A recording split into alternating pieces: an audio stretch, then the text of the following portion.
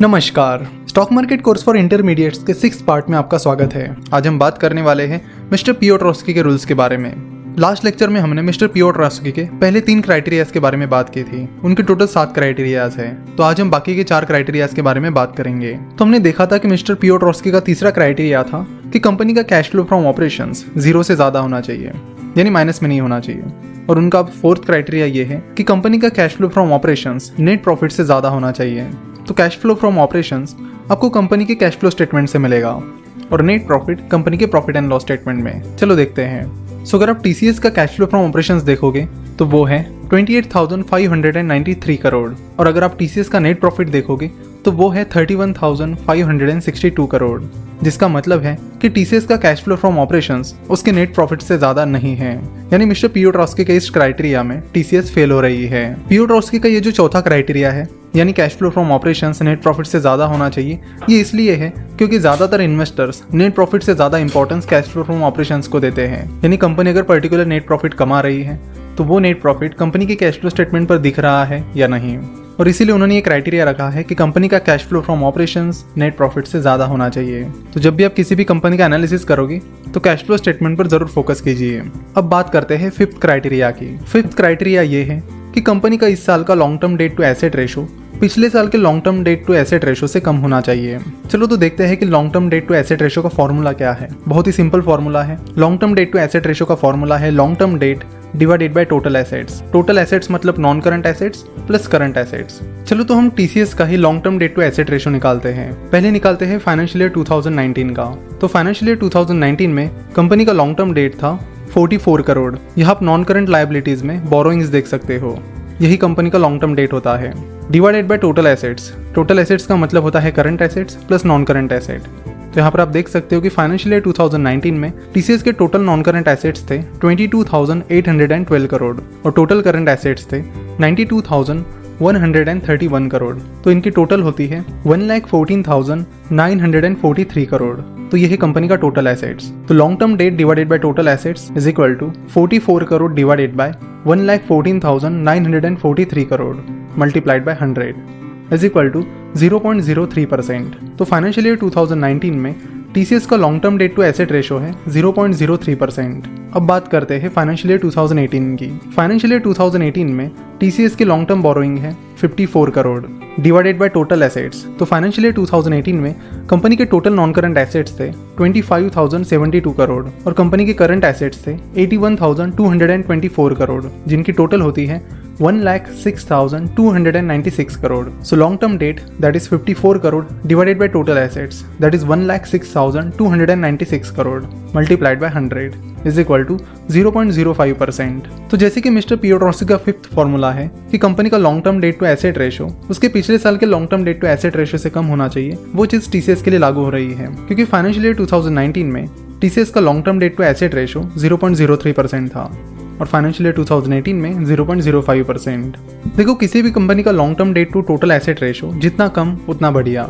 सो अगर आप general analysis भी कर रहे हो तो उसमें आपको ये देखना पड़ेगा कि कंपनी का long term debt to asset ratio कम ही होना चाहिए, जितना कम उतना बेहतर। उसके बाद अब बात करते हैं मिस्टर पियोट्रोस्की के 6th क्राइटेरिया की, जो कहता है कि कंपनी का एसेट टर्नओवर पिछले साल के एसेट टर्नओवर से ज्यादा होना चाहिए। चलो तो देखते हैं कि एसेट टर्नओवर कैसे निकालते हैं। तो एसेट टर्नओवर रेशियो का फॉर्मूला है revenue divided by average total assets. Average total assets मतलब उस साल के शुरुआत के टोटल एसेट्स और उस साल के एंडिंग के टोटल एसेट्स, इन दोनों का एवरेज, या आप सिंपली टोटल एसेट भी ले सकते हो। चलो तो टीसीएस का ही एसेट टर्नओवर निकालते हैं। फाइनेंशियल ईयर 2019 में टीसीएस का रेवेन्यू था 1,46,463 करोड़ और टीसीएस के टोटल एसेट्स थे 1,14,943 करोड़, जिसके बाद टीसीएस का एसेट टर्नओवर निकल के आता है 1.27। अब बात करते हैं टीसीएस के फाइनेंशियल ईयर 2018 के एसेट टर्नओवर की। तो फाइनेंशियल ईयर 2018 में टीसीएस का रेवेन्यू था 1,23,104 करोड़ और टीसीएस का टोटल एसेट्स था 1,06,296 करोड़।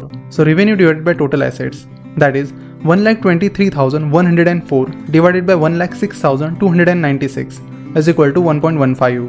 तो जैसे कि 6th क्राइटेरिया में लिखा है कि कंपनी का एसेट टर्नओवर उसके पिछले साल के एसेट टर्नओवर से ज्यादा होना चाहिए, और टीसीएस के केस में वैसा ही है। फाइनेंशियल ईयर 2019 में टीसीएस का एसेट टर्नओवर 1.27 था जो कि फाइनेंशियल ईयर 2018 में 1.15 था। तो इसी तरह आपको एसेट टर्नओवर निकालना है और 6 क्राइटेरिया चेक करना है। उसके बाद आता है पियोट्रोस्की का 7th और लास्ट क्राइटेरिया, जो कहता है कि कंपनी की ग्रॉस मार्जिन पिछले साल की ग्रॉस मार्जिन से ज्यादा होनी चाहिए। तो ग्रॉस मार्जिन कैसे निकालते हैं इसे देखते हैं। कंपनी का जो रेवेन्यू होता है उसमें से अगर आप COGS that is cost of goods sold minus करोगे तो आपको कंपनी का ग्रॉस प्रॉफिट मिलेगा। लेट्स से कि किसी कंपनी का रेवेन्यू है 100 करोड़ और कंपनी की कॉस्ट ऑफ गुड्स सोल्ड यानी कंपनी की उस प्रोडक्ट की मैन्युफैक्चर करने की और मार्केटिंग वगैरह करने की जो कॉस्ट है वो सारी मिलाकर 30 करोड़ है। तो उसके बाद कंपनी का जो ग्रॉस प्रॉफिट रहेगा वो रहेगा 70 करोड़, यानी revenue minus cost of goods sold that is revenue जो कि 100 करोड़ हमने अज्यूम किया है minus cost of goods sold that is 30 crore is equal to 70 crore. तो 70 करोड़ यहाँ पर हो गया कंपनी का ग्रॉस प्रॉफिट। तो यहाँ पर कंपनी का जो ग्रॉस प्रॉफिट है वो रेवेन्यू के 70% है, इसलिए कंपनी की ग्रॉस मार्जिन हो गई 70%। तो इसी तरह आपको ग्रॉस मार्जिन निकालनी है, यानी आपको ये निकालना है कि कंपनी का जो ग्रॉस प्रॉफिट है वो रेवेन्यू के कितना % है। तो ग्रॉस मार्जिन निकालने के लिए आपको जाना होगा कंपनी के प्रॉफिट एंड लॉस स्टेटमेंट पर। यहाँ पर आप देख सकते हो कि फाइनेंशियल ईयर 2019 में TCS का रेवेन्यू था 1,46,463 करोड़। और फिर यहाँ एक्सपेंस साइड में आप देख सकते हो एम्प्लॉय बेनिफिट एक्सपेंसेस यानी एम्प्लॉयज की सैलरीज और अदर बेनिफिट्स और cost of equipment and software licences. तो सॉफ्टवेयर कंपनी में जो सर्विस आप प्रोवाइड कर रहे हो उसके लिए आपके मेन 2 ही कॉस्ट होते हैं, इक्विपमेंट और सॉफ्टवेयर की कॉस्ट और एम्प्लॉय बेनिफिट एक्सपेंसेस। तो रेवेन्यू में से ये 2 चीजें आप माइनस कर दोगे तो आपको कंपनी का ग्रॉस प्रॉफिट मिल जाएगा।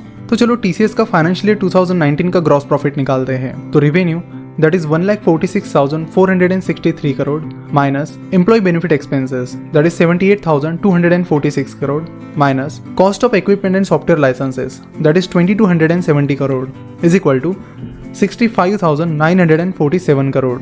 तो यह है TCS का फाइनेंशियल ईयर 2019 का ग्रॉस प्रॉफिट। तो 65,947 करोड़ कंपनी के रेवेन्यू का यानी 1,46,463 करोड़ का 45% है। तो फाइनेंशियल ईयर 2019 में TCS की जो ग्रॉस मार्जिन थी वो थी 45.02%।